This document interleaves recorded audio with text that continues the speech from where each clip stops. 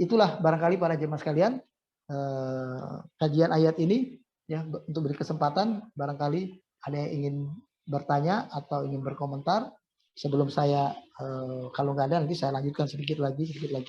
Saya ingin gambarkan juga lebih lanjut sosok yang seperti ini itu pernah dikomentari oleh Imam Ghazali. Kita akan sampai ke sana nanti. Tapi sebelumnya saya kesempatan kepada kita semua. Silakan kalau ada yang mau bertanya dulu, menyampaikan sesuatu. Ya, Assalamualaikum warahmatullahi wabarakatuh, Pak Ustadz. Waalaikumsalam warahmatullahi wabarakatuh. Ini Pak Subagya ya? Iya, silakan. Terlambat Pak Ustadz. Iya, enggak apa-apa, silakan Pak. Iya, itu begitu jelas ya penjelasan Pak Ustadz mengenai orang yang berilmu tapi dia melepaskan diri dari ayat-ayat sehingga menjadi sesat dan diikuti oleh setan. Lalu saya melihat di ayat 178 Pak Ustadz, itu ada ayat yang mengatakan artinya barang siapa yang diberi petunjuk oleh Allah maka dialah yang mendapat petunjuk, dan barang siapa yang disesatkan oleh Allah maka merekalah orang-orang yang rugi. Nah, kalau di konteksnya dengan yang tadi orang-orang yang berilmu itu, apakah mereka yang melepaskan ayat-ayat itu karena disesatkan oleh Allah atau bagaimana Pak Ustadz? Begitu, saya cuma minta keterangan konteks. Terima kasih Pak Ustadz. Iya. Ya, ayat ini sebetulnya kita belum sampai ke sana, tapi nggak apa-apa karena ditanya. Ya. Jadi yang dimaksud dengan ayat man yahdillahu fahuwal muhtadi. Orang yang telah Allah berikan hidayah, akhirnya jadi sosok yang sekarang kita misalnya lihat kayak sahabat Nabi Abu Bakar, Umar, Utsman misalnya, itu orang-orang yang dapat hidayah dari Allah, orang-orang yang taat. Fahuwal muhtadi, itulah orang yang sejatinya sedang berusaha mencari petunjuk. Jadi kalau kita ingin tahu orang yang betul-betul sungguh-sungguh ingin cari kebenaran, ingin cari petunjuk dari Allah, itu hasilnya adalah seperti beliau-beliau, itu maksudnya. Jadi petunjuk itu tidak datang dengan sendirinya by given begitu aja, tidak. Kita harus berusaha mencarinya, berusaha menjaganya, berusaha memeliharanya kalau kita sudah punya. Makanya kalau kita sudah punya sedikit kayak sekarang, kita menjadi seorang muslim, alhamdulillah, itu sudah petunjuk awal. Hidayah awal buat kita. Kita jaga ini, jangan sampai lepas keimanan, keislaman kita ini. Dengan apa? Dengan kita mengerjakan sholat 5 waktu yang sungguh-sungguh. Sholat 5 waktu yang sungguh-sungguh ini adalah dalam upaya menjaga keimanan awal yang menjadi modal kita taat kepada Allah. Semakin kita beribadah dengan baik kepada Allah, keimanan ini akan semakin kuat, semakin tebal. Ketika dia akan semakin kuat dan semakin tebal, ya, nanti akan melahirkan kembali kemudahan kita dalam beribadah. Begitu seterusnya. Jadi dia berhubungan. Kita untuk menjaga keimanan dasar yang Allah berikan ini, ya, karena kita alhamdulillah dimudahkan Allah mengenal Islam karena terlahir dari orang tua yang beragama Islam. Kan gitu buat kita. Sehingga kita lebih mudah mengenal Islam. Nah, ini dijaga. Dijaga dengan ibadah yang baik, sholat 5 waktu ini. Nanti kalau kita sudah jaga dengan baik, bukan tidak mungkin dan pastinya memang ini akan bertambah keimanan kita ini. Dan kalau sudah bertambah keimanan, itu dirasakannya dengan akan semakin mudah kita mengerjakan kewajiban-kewajiban. Dulu bangun sholat subuh susah bukan main, lama-kelamaan kita menjadi ringan. Bahkan bisa bangun lebih awal untuk sholat qiyamul lail misalnya. Dan seterusnya.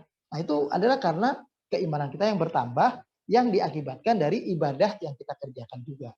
Tapi modalnya adalah kita berusaha berada di atas petunjuk Allah ini dan mengikutinya dengan sungguh-sungguh. Nah, itu begitu. Nah, bagi orang yang katakanlah belum dapat hidayah, seperti dulu misalnya sahabat Nabi Umar bin Khattab, pengertiannya adalah dia harus menjadi sosok yang dalam dirinya itu memang mencari kebenaran. Yang dia tidak suka atau dia benci itu adalah misalnya kayak sosok Nabi, dulu dia tidak suka, Nabi itu dia benci, karena Nabi mencela-cela berhalanya, gitu dia anggapnya. Nabi menghancurkan berhalanya. Nabi kemudian ingin menciptakan suatu kondisi di mana semua orang punya derajat yang sama. Padahal dia adalah orang besar, orang pemimpin. Nah, jadi yang menutupi hidayah orang itu adalah karena ingin mempertahankan statusnya.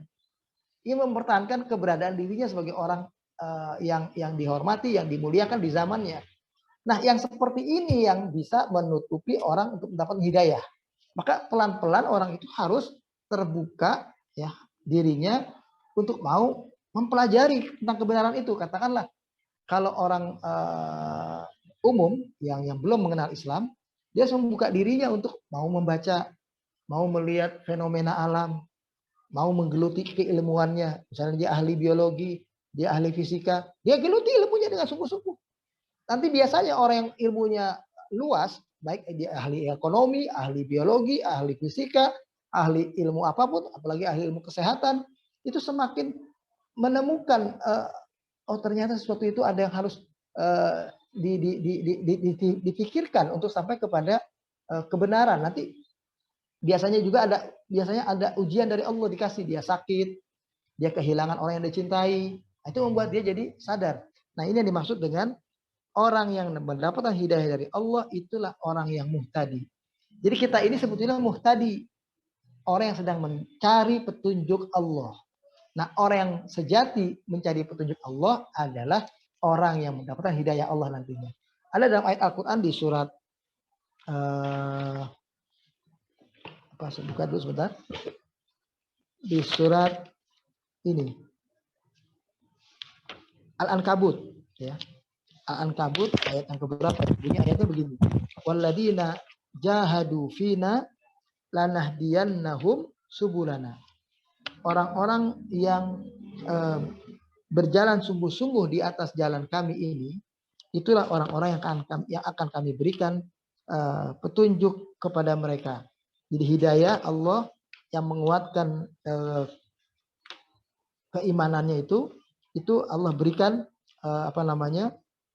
ketika dia bersungguh-sungguh. Jadi walladzina jahadu fina, orang yang bersungguh-sungguh, orang yang berjihad di jalan kami. Jadi jahadu di sini pengertiannya juga termasuk orang yang ikut berperang bersama Rasulullah waktu itu demi membela kebenaran. Dia rela mengorbankan kecintaannya kepada dunia, cintaan kepada istrinya, bahkan ada orang yang sahabat begitu baru menikah ikut pergi perang fisabilillah. Nah, orang-orang yang seperti inilah yang akan menemukan jalan-jalan Allah yang disebut dengan hidayah Allah. Nah, itu begitu. Orang yang mau berkorban, yang mau kerja keras, yang mau melakukan sebuah pengorbanan. Ya.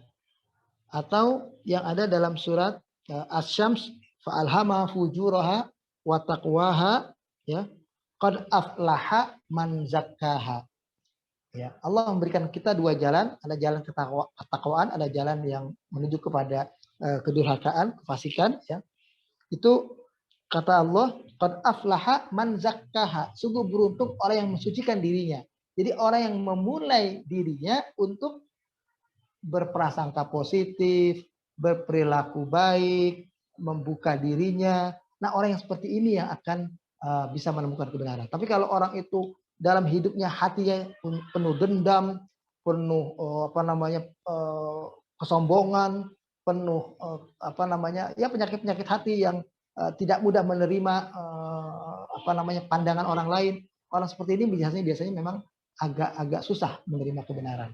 Jadi kita harus jadi orang yang lebih terbuka, lebih mau menerima. Nggak boleh sampai ada sikap sombong. Sikap sombong itu kan adalah pengertiannya batarul haq wa ghamtun nas. Tidak mudah menerima kebenaran dari orang yang di bawah kita dan menganggap orang yang di bawah kita itu adalah orang yang nggak punya apa-apa, orang yang kita rendahkan. Jadi kita merendahkan, menghinakan orang lain, itulah arti kesombongan. Jadi sombong itu juga bukan semata-mata artinya orang yang punya penampilan, punya kelebihan harta, kelebihan ilmu, kelebihan kekuasaan, itu bukan artinya sombong. Tapi orang yang punya kelebihan ilmu, orang yang punya kelebihan kekuasaan, orang yang punya kelebihan harta, berpotensi untuk menjadi sombong. Itu begitu. Tapi bukan berarti dia sombong. Nggak apa-apa orang kayak di zaman Nabi dulu, berpakaian bagus, bersepatu bagus, berpenampilan bagus. Kata Nabi itu bukan sombong. Ya, yang penting jangan sampai itu mengantarkan dia menjadi orang yang menolak kepada kebenaran dan meremehkan atau merendahkan orang lain. Kira-kira itu Pak. Mungkin udah masuk yang ditanyakan atau ya, belum? Betul, terima kasih Pak Ustadz. Baik. Baik.